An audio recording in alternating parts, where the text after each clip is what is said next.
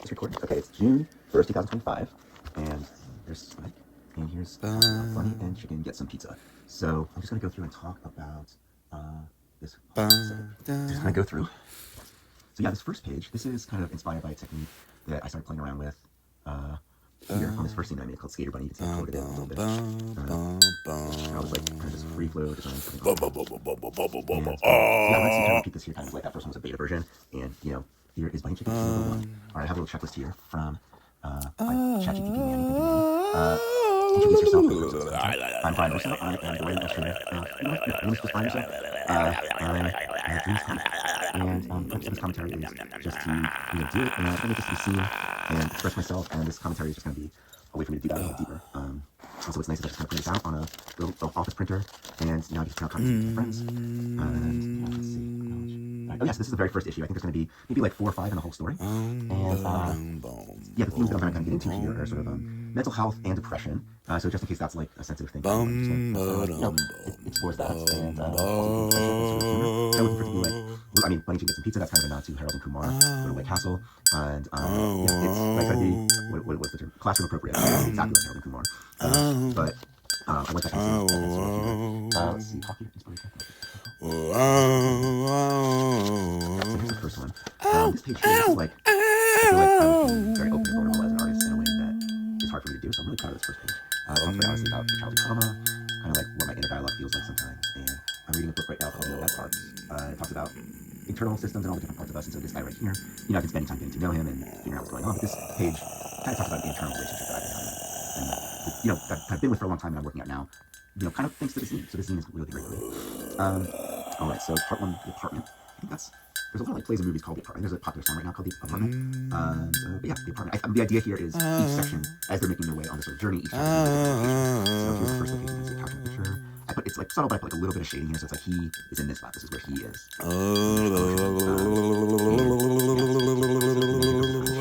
The original idea for this was to be Bunny and Beaver, but as I started to draw, like chickens felt right. And I think like for Easter and springtime, bunny and chickens are okay. You know what? Bunnies and chickens are awesome. So here they are.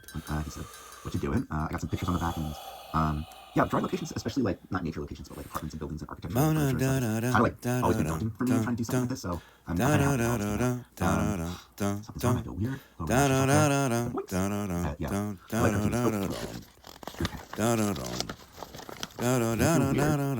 sit here and feel weird. Yeah, so this is just kind of the idea of like when you're feeling depressed or you're feeling bad, just the best thing to have is like a friend or a group of friends who's going to just sit there and not try to change the situation necessarily, but just kind of sit with it. I think there's a really good children's book about this called The Bunny Listens. I think that's what it is. And I'm really lucky to have a group of friends out here who will do that for me. I remember a couple years ago I was kind of like looking for a job and having a tough time, and a couple of my friends just would every so often just grab breakfast with me and talk about it. And sometimes it was like, hey, maybe this can help, but mostly it was just like, yeah, the job market is really hard. Looking for a job is really hard. It's really hard on your self-esteem and sense of worth, and so I'm lucky to have that. All right, so yeah, so here's the inciting incident. It says, want to get some pizza. Now the idea here is that these guys are living not in New York City, but like their world's version of New York City, and so that's like in the pizza apartment, like just walking grab a slice, and, I have a lot of big memories of I'm like eating super nice and just grabbing like the best pizza in the world. So yeah, so looks like here's funny pictures there, but here that depression seems right back in the before. I feel like I do, but I can't do anything. So chickens right there, feeling bad, no art in the background. I think that this character Bunny, he's been the guy in the Yoga Bunny books, if you're familiar with that. But I think this would be the part of the Yoga Bunny book. It's like, just do some yoga. But what voice is that? Just do some yoga. But yeah, I think that yoga, I read some books about it, some books were published, and I think the main thing about yoga when it was first introduced was sort of a guide to deal, like, it wasn't just about the poses, it was like having a consciousness of your own mind and how to manage it. So I think this theme of depression does actually fit in pretty well with that. But I also just want this guy to be his own thing. I don't want it to be Yoga Bunny in this one. He can be whoever he needs to be. Okay, but it's like a close-up shot there. That's right over the window. And they opened up a new pizza place down the street. This is kind of a not-so-place called it's like right, you could look out the window and see it. It was Danny's too. And it was really solid pizza. A little thick on the cheese. But yeah, I have a lot of good memories just walking down there with my friends and just grabbing a slice or two, one cheese, one pepperoni, maybe some veggies. But yeah, right. Yeah, I'm happy with the way this kind of perspective and outline thing came out here. Bricks is, I really pay attention to like cartoons that like do bricks and like instead of drawing the whole brick, they just do these little indications here. Okay, so hold on, I'm gonna get Alexis to give me the dog of the day. I'm going to turn it off. Be right back.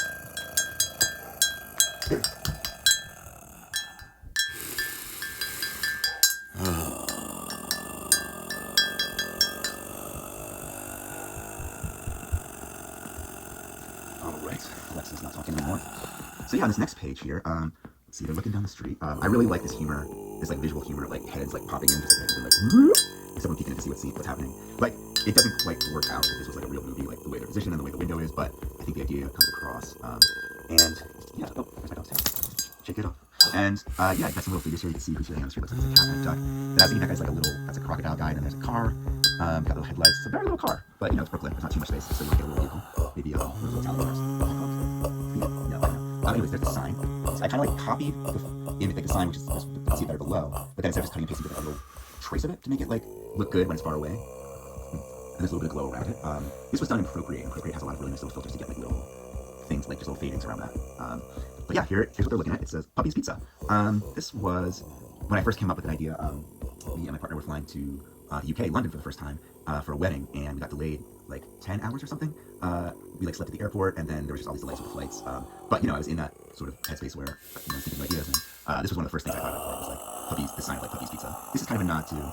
This dog here is a nod to a real dog named Pi. A long time ago, a friend and I were developing a horror movie about a dog who survives a vampire apocalypse, and we got to shoot a little short and work with this little Boston Terrier named Pi.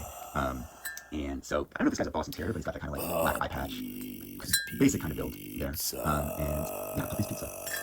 This is kind of going to be the whole adventure, sort of like North Star thing that they're going to. Like, you know, it's basically the White Castle that you have in the White Castle there. I guess if it was the Odyssey. Where's he going, the Odyssey? He's going home, right? Yeah, and if it's the Odyssey, then he's going home. Okay, so, but he's really excited here. So yeah, I like this because Bunny looks very different here, I think, as a younger Bunny. It's like, I'm excited to kind of do a little bit more of like a Ren and Stimpy, Looney Tunes, like, they can look different from frame to frame based on their emotions. Because he looks a little like, whoa, look what we got here. Look at that puppy. She's so happy. He just wants to be happy. Yeah, this is kind of like a couple Christmases ago, my partner brought me a Marvel Tarot deck, and one of the ones that I always like to, like, so there's a card called the Pizza Dog card, and it's kind of like being happy, being in the moment, and for a while getting it reversed, like, no, you're not quite there, and I'm like, oh, but I want to be there, I want to be like a happy golden retriever, but I think it was important to be like, well, you're not a golden retriever, just be who you are. I think that's maybe the lesson that Bunny can kind of learn over this, but he just wants to be happy like that puppy. So they're back in the apartment. Like, Chicken, let's do this. And yeah, you can see like Chicken's really happy. He's looking down. It was tough to get that eye line. I really want to feel like I think I got it. But then you can see the cityscape outside here a little bit. And this is like in other shots with the window, you couldn't see this, but I think it's okay to like let continuity go to like build the story of the world a little bit. That's my personal, you know, I'm all for retcons, basically. This frame, as I was putting this together last night, I was looking at this empty space down here. I'm like, should I be doing something here?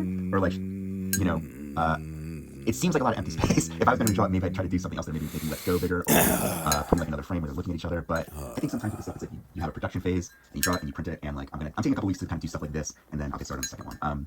I'm basically the point is that like you can perfect things forever, but it's nice to just have this printed and you're done and ready to give out to the world. Even if there's a lot of space over there.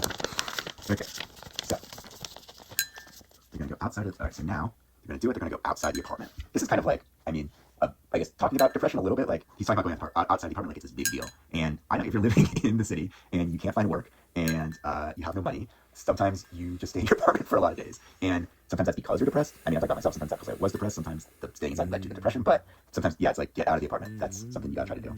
All right, and so they're out here and I go down the stairwell. That was fun. All right, so yeah, this is me doing a little bit of Hitchcocky cinematography here, and this was fun to try and draw them like from an up looking down perspective. Like they're distorted a little bit, like Chicken heads are a little bigger than they would otherwise. But yeah, oh, and I like the way the ears go there. That's came out nice. I was playing with the idea of putting some pipes in the foreground and then putting a little crab on the pipe, since that's going to play into the next adventure they're having. But it was feeling too busy, and I just like the way this works. I mean, it's not perfect in terms of like realism, but I think that's what I like. When I say that, just like I think it gives a nice feeling, just and kind of like they're stepping into a world that, even though it's like their apartment building, is not safe to be continued. So that was the first little story, and then there's a little bit more in the comic. All right, so here is my first, appearance in the zine of Character Thief. But you know what? I'll just do it and we'll talk about it. So yeah, so there's this girl. She's like a bunny girl. I kind of think of her as Bunny's big sister, even though they don't necessarily. Well, basically, she wears clothes. She wears clothes, and he does not. And so you gotta think, all right, these are very different cultures, or very different worlds of animals. But I don't know. I don't think. I mean, things like Looney Tunes and Ren and Stimpy don't really think about it that much. So the Muppets don't really think about it that much. So why am I gonna think about my world more than the Muppets think about theirs?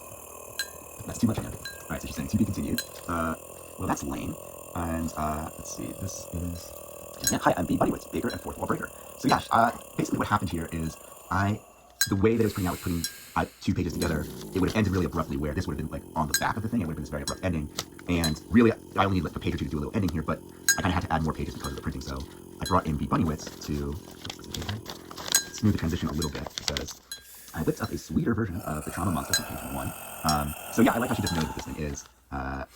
So basically, I spent a couple years writing a graphic novel starring B Bunnywitz, this character here, and it was 200 something pages. I did all the rough illustrations, and then wrote a script, and I was shopping around to publishers thinking like I would have a period in which my full-time job was working on this graphic novel, and it didn't pan out.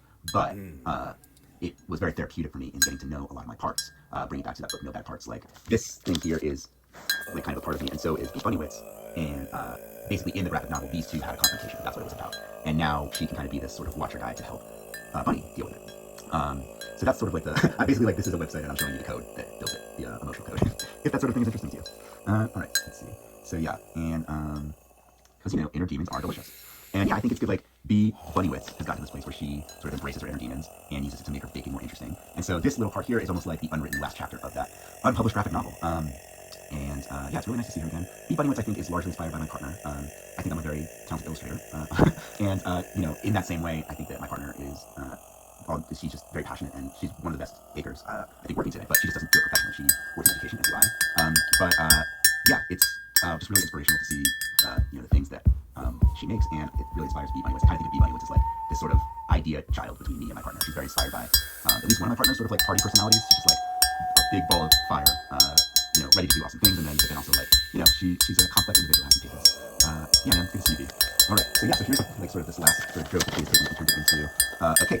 I think as I was coming up with this, I was thinking, man, it would be awesome if Emily, my partner, would do something like this. But yeah, no pressure. I don't know. I tried to draw something that, like, given unlimited time and resources, maybe I can do something like, but I don't think I'm ever gonna bake this game. But who knows, man? All right, dark chocolate ganache, peanut butter pound cake. Peanut butter pound cake that's actually a reference to a cartoon I really like called Moon Girl and Devil Dinosaur. There's an episode where they're having a party for Devil Dinosaur. Well, all his animal friends are having a party, and it's like, oh, two locations at once, sort of sitcom trope. But they mentioned that the grandma's baked a peanut butter pound cake. I'm like, yeah, give me some of that, please. Pause the show. Reach out, give me some of that peanut butter pound cake that your grandma made. Alright, so yeah, banana crunch brittle. I was just trying to think of like what flavor would, like, because a peanut butter pound cake with dark chocolate ganache is so heavy that if you had something just kind of like little firecrackers in there to like give it some, like, yeah, I think that would, if you could make that, a banana crunch brittle. I'm thinking those like dried banana flakes and like cooking them. I mean, basically like you would like peanut brittle, but I'm wondering if that would be like just way too dense and sticky. But yeah, oh, and then the ears are made from a pretzel cookie shortbread, which, yeah, I mean, B is quite the talent.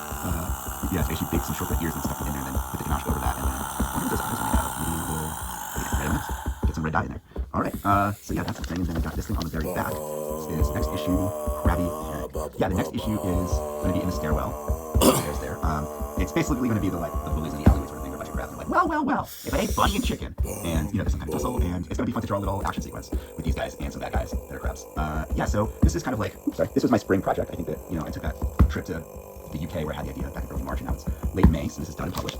And so I'm going to spend some time promoting this, and then after the summer solstice, when I'm in New Jersey, for a little vacation, I'm going to start working on this one, Krabby Panic, which will be perfect, because I'm going to be at the beach around crabs. Yeah, man, so yeah, get ready for the next issue of this. And if you have watched the entire video, thank you so much. I'm going to be selling these for like $5 plus shipping, so if you see this and you want to buy a copy and you want to reach out to me, I will, you know, put it together for you, and sign it there, and then I'll send it to you. Yeah, so that is Bunny and Chicken Get Some Pizza, issue number 1. Thank you. Boom, boom, boom.